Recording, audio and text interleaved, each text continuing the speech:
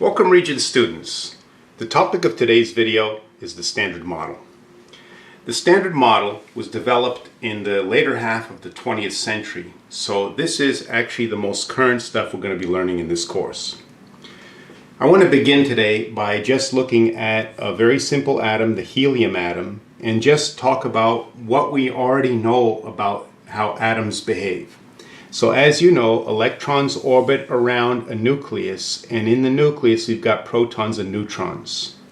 So I diagrammed here just a simple model of the atom. But I want to first point out that this model is very inaccurate for a couple reasons. Well, for a lot of reasons, but here are two big ones. As we learned in the last video, the electron orbits the atom as a wave, not as a particle. But sometimes it is a particle. That's the nature of particles, is sometimes they behave like waves and sometimes like particles, and then waves sometimes behave like particles, sometimes like waves. We call that the wave-particle duality. So I'm showing this as a particle, but remember, it's a wave wrapped around. And also another feature is that when the electron does become a particle, it actually, as far as we know, has no size to it at all. So if I were to draw this model accurately, I would not even see the electron here, okay, because it would be tiny. Another problem with this model is that it's drawn very badly out of scale. If I were to magnify a helium atom so that the nucleus was this big, approximately 1 centimeter across, the nearest electron would not be here, it'd be much farther away. Not here, not here. In fact, it would have to be on this scale a full football field away. So imagine my hand, this is at the 50-yard line, and then in the end zone is the electron orbiting around in a circle. Fascinating, because then a lot of students ask, well, what's between? Sometimes students say, oh, maybe air is in between. No, air is atoms. So we're talking smaller than that. What's inside the atom between the nucleus and the electrons? Just empty space. Fascinating that when I touch this paper in this board, mostly what's inside this paper is pure emptiness. And that's true of all matter. You might be asking yourself, well, if I get hit in the head with a rock, why does it hurt if it's mostly empty space? And the answer to that question is that yes, the rock is mostly empty, but so are the atoms that make up your head. So you have like emptiness getting hit by emptiness, and then the rock has slightly more rigidity than the flesh that makes up your head. This is why the rock injures your head. Okay, so fascinating, fascinating, fascinating. Most matter is emptiness. All right, but let's move on to the forces here. So I have an attraction to the nucleus, and that's what keeps this electron in orbit. As we studied early in the year, you need a centripetal force to keep something moving in a circle. So that's the electrostatic force. I left off some arrows because Newton's third law applies here. What's really happening is this proton's pulling the electron like this, and this one's pulling like this, and then this is the net force of the two protons pulling in. But if proton pulls electron in, electron pulls proton out. So I should have two little arrows pointing toward this electron here. And same over here. These two are pulling this one in, so this one is pulling these out. But I left those off because I don't want to clutter. I just want to focus in on what's happening in the nucleus here. Okay? If these opposites attract, then these likes must repel. And furthermore, I drew these arrows longer because from the formula we learned earlier in the year, F equals K Q1 Q2 divided by R squared. With these being so close to each other, this makes these forces enormous repulsions. And so just from that consideration, you could kind of see that we're missing some piece of the puzzle here. These, according to our knowledge, should fly apart. That must mean we're missing some other force that's holding them together from flying apart. Which brings me to the next topic. The four forces in nature. Now you might be saying, wait a minute, there are only four forces in nature? I remember that we studied friction, normal force, spring tension, force of gravity. Wait a minute, we're already beyond 4 forces here. Well, that's because many of the forces I listed are actually one of these 4. These are like the main categories of forces. All the other ones fall within these categories. So the first one was the one that I was missing. It's called the strong force. And what it is, it's the strongest of all the forces in nature. And it holds the nucleus together. But here's the thing, it acts only over a short range, 10 to the minus 15th meters. Now, 10 to the minus 9th is 1 billionth, 10 to the minus 12th is 1 trillionth. So we're talking smaller than a trillionth of a meter. That's the furthest that this strong force can act. So it can never reach outside the atom. You yourself never experience the strong force. And then another thing about the Standard Model is the particle that transmits the force is called a gluon. Okay.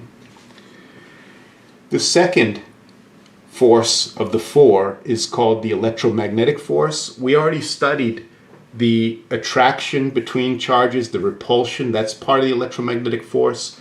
We also studied magnets this year. Electromagnetic. All electrical and magnetic effects are combined in one force. It's weaker than this one, 10 to the minus 2 weaker. That means it's 1/100th the strength of this one approximately. What it does, one thing, is it holds the electrons in the atom in orbit, but also it's responsible for all 5 of your senses, because what it is charges interacting. So like, for example, touch. When I touch this paper, I can feel it, right? That is because the electrons in my finger get close to the electrons in the paper and they repel each other. And that's why I can't push through the paper, because the repulsion of the electron to electron, and that keeps but that's the feeling, the touch, okay? Hearing is atoms crashing into your eardrum, and the electrons of each atom get close and repel, and then that creates in your eardrum motion, so that's touch, hearing. Vision is electromagnetic light waves. So vision is another of your senses. Taste is another of your senses. How is taste the electromagnetic force? Well, let's take a piece of salt, like a salt grain. You put it on your tongue and you taste that. What's happening is the sodium and chlorine ions are splitting and the charges are touching the nerve endings on your tongue. So basically all the chemistry is charges interacting, electrons being attracted from one atom to another. So taste is it's electrical effects happening on your tongue. And lastly is smell. When you take in molecules into your nose, same thing. They're electrically interacting with the nerve endings in your nose. So this is a huge one for our life. It's all 5 of our senses. It has an infinite range. In other words, you could be miles away and think about your cell phone sending signals to the tower. It goes miles and miles, or maybe even in outer space.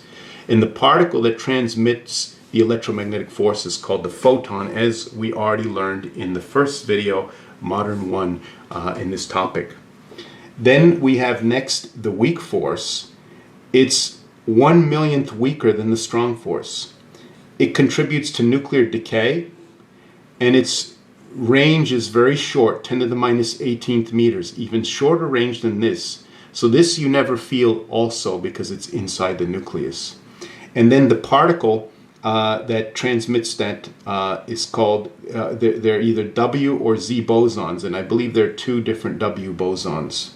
And then the final is gravitation. This is the weakest of all. Strongest, weaker, weakest. 10 to the minus 39th weaker than this one. As you remember, I said when you're holding your notebook next to your body, there's an attraction between your body and the notebook. You can't feel it because it's so weak. Gravity is so weak, you almost never feel it. Only when you have gravity between, say, you and planet Earth, because the Earth is so giant, does the gravitational force become significant.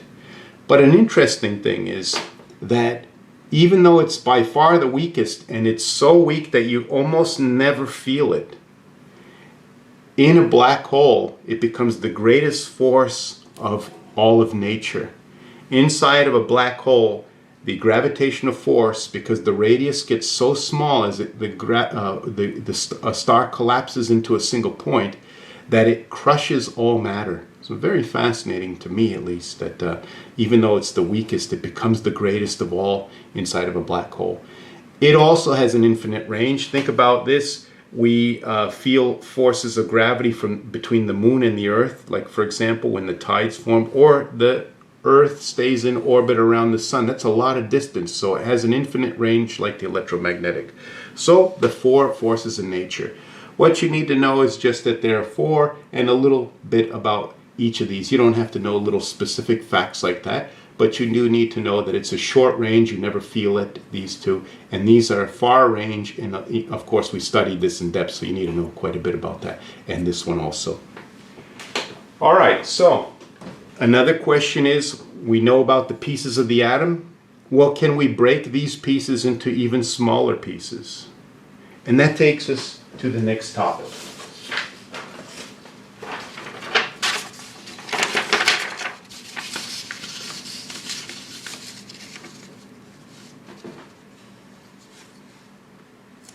Okay. Smallest pieces of an atom. First thing, the electron cannot be split apart. They do have machines that are miles across. Imagine a machine, not like a car, not like a crane, but a machine underground that's miles across, and it puts a tremendous amount of energy of the entire machine into one electron to smash it into something. And the electron never falls apart into pieces, okay? But it turns out that there are other particles called quarks, and they actually make up protons and neutrons. So P is the symbol for proton. Actually, a lot of times they put a plus here, but I left it off. You can't really fit it in. And neutrons. A proton can be split into 3 quarks, up, up, and down. Don't worry about that. You don't understand those yet. I'm going to talk about those more in a second. And then a neutron can be split into 3 quarks, up, down, down. Okay? This brings me to what's called the standard model of physics. Okay, which is the main topic of today's video. In the reference table on page 3, okay, we have this. Well, I guess I should go like this maybe. We have this classification tree over here. This is similar in biology when you have, kingdom, phylum, class, you got animal kingdom, plant kingdom, and then you split things down and eventually you get to an individual species. So it works in a similar fashion.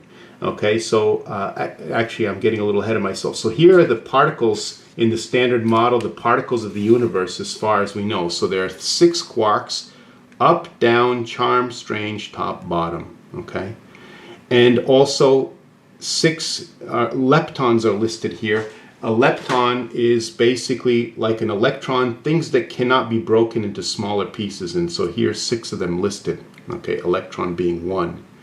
So here you see in this classification scheme, all matter can be broken into either what we call hadrons or leptons. Leptons, you see there's nothing here. They don't split into anything else. So right from here you could see an electron here cannot be broken into another part. The hadron, there are 2 types.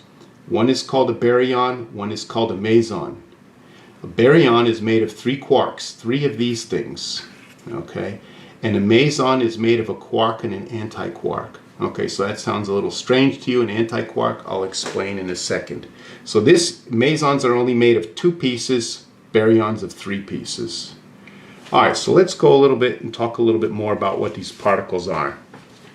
So, as I wrote here, as we saw in this, here we have 2 kinds of elementary particles, quarks and leptons. So the composite particles, particles that are made of pieces are hadrons, as we saw they're baryons and mesons. So you could jot these down, but don't worry about memorizing them because you have your reference table with you at all times, so you could always use those. Then there are things called antiparticles. Antiparticles are fascinating things that have the same mass as the particle but the opposite charge. And very interestingly, they annihilate. It annihilates itself and the particle, its analogous particle on contact. And they disappear and release pure energy. We're going to talk about that a little bit more with pair production and annihilation later. But the particle, any particle, every single particle has an antiparticle associated with it. If a particle symbol is A, you would say anti-A is the antiparticle. You just put the word anti in front of the name of the particle, and that's the antiparticle. Okay, and then to the symbol, if a particle is a symbol A, you put a bar over A, its symbol. So as an example, proton, we write P plus for the proton. We would call its antiparticle the antiproton, and we would write a P with a bar over it in shorthand notation. The up quark, okay, as we saw in this table, we've got the up quark here. It's got a symbol of U. So the anti-up quark has a symbol of U with a bar over it. Anti, name of the particle, bar over the symbol is the anti. The only exception is the electron. It is not called the anti-electron, it's called the positron for historical reasons. But the symbol is still an E with a line over the top. Okay, so electron, positron, only exception. All right, so what are the kinds of things that you're going to be asked, the kinds of things that you're responsible for on the Regents? So I have a few examples here.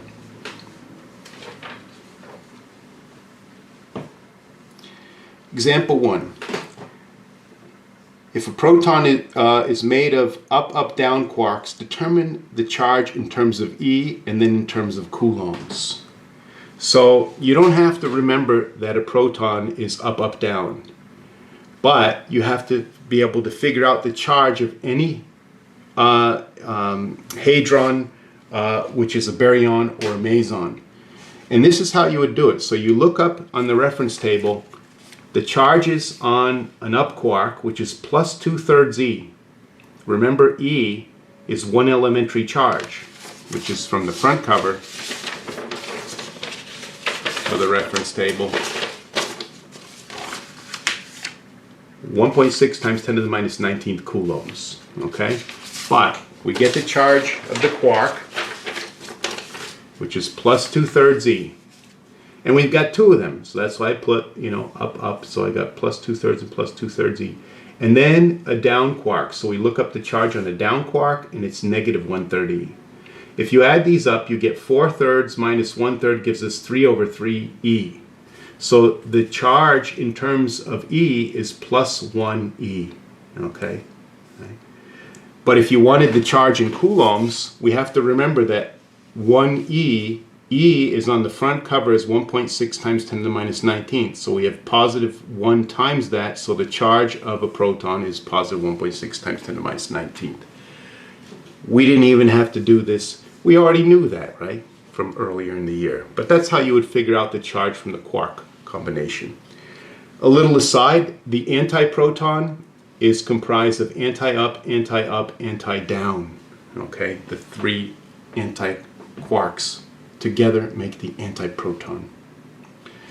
Okay, example 2, determine the charge of a neutron. All right, we know the answer, it's 0, right? Neutrons are neutral, so we didn't even need to know the standard model to figure that out. But if we didn't know that, that's how we'd figure it out. We'd say, okay, let's find the charge on an up quark, which is plus 2/3 E, so we write that there, that's that. And then 2 down quarks, so each down quark is negative 1/3 E. When you add these together, you get 0, so we know that neutron has a 0 charge. And then also, an anti-neutron is just these 3 quarks with bars, all anti-quarks. Okay. Third example, determine the charge of the pion meson, which has a symbol pi, and a quark combination of an up quark and an anti-down quark, right? So up and anti-down. So it's a different kind of particle. You knew there were protons, neutrons, and electrons. You probably didn't know there's such a thing as a pion. So there are other rare particles, and of course that all comes from physicists who study not just protons, neutrons, electrons, but all particles, one of them being the pion meson. Okay?